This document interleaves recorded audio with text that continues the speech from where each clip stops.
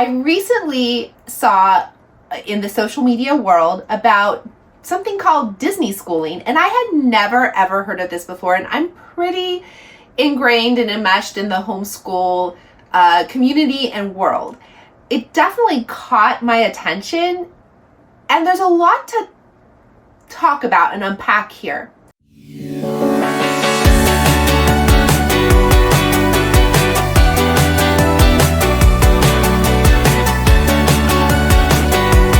Okay, let's talk about it. Hi, I'm Dr. Deanna, homeschooling mom, just graduated my homeschool son, doctor of curriculum and instruction, and former K-3 teacher for over 20 years. So let's unpack this thing called Disneyschooling. And again, I am so curious as to what other moms and parents and caregivers in the community think about this. So in this case, we have a family. Actually, it's several families. They start their day at home with some activities such as maybe they're learning about geography, how to read a map. And then after they do those activities, they take off to, in this case, Disney World, and they use those skills while they're at the park enjoying the park experience. And there's definitely intentionality with this. It feels like, from what I'm reading, that the parents, the moms in these cases, they're actually thinking through and planning. I'm sure they leave room for, those things that just come up, but it does seem to be intentional. And one thing I did notice, because of course, you say Disneyschooling and it's pretty sensational. And I feel that there was a bit of sensationalizing of this whole topic, because if you really dig into it, you see that at the beginning, if you really listen or read what the moms are talking about, that they do certain activities at home. There's certain boxes they check at home before they take off, like I said, and then they go to the park and the Disney park, and they use the environment there to practice the skills or do some activity there that enhances whatever learning they've been doing. So there's some pros there. There's definitely a real life application in a way that's going to be very exciting for the children. They're going to enjoy that, and they're probably going to remember it better. But I could see this as something potentially causing the day-to-day to be unstructured in a way that's not helpful. So of course, are there opportunities there to do money management and time management, talking about, food choices and enjoying different aspects of the park and connecting it to real life?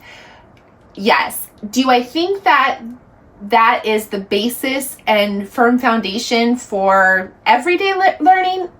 I'm not completely convinced, and here's why.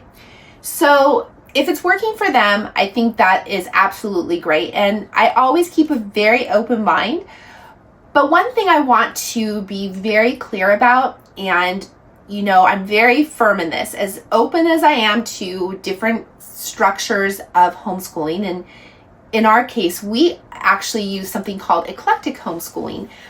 But at the core, we have the ultimate responsibility to ensure that our children have the foundational skills that they need to be successful in life. And in today's day and age, reading, maths, these are essential. And we hold the responsibility to make sure our children are able to do those tasks in a real way. And I'm not saying that the school is doing it better. That is not at all what I'm saying.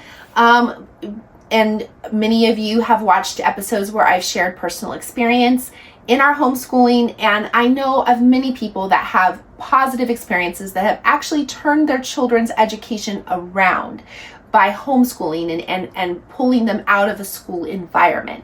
So that is not at all what I'm saying. What I am saying is that we want to be intentional, and there are a lot of different ways we can approach that. But at the end of the day, if we don't know how to do something, we want to find the resources to teach our children. And if our children are struggling in something or they're delayed, then we hold the responsibility to find the resources and the support systems to help them in that area. So I want to be very firm with that. Again, we personally did an eclectic model that had a couple days a week where we did an unschooling type format, and then we had classes that met certain requirements because my son had particular goals for his next steps and he needed to have certain academic requirements. So that's in the state of California, specifically just in case he was going to a state school. So, there are a lot of different things to consider. We, again, and I can't emphasize this enough, hold the responsibility to ensure that our children are able to read and write proficiently so that they can thrive in life in whatever area they choose to go into.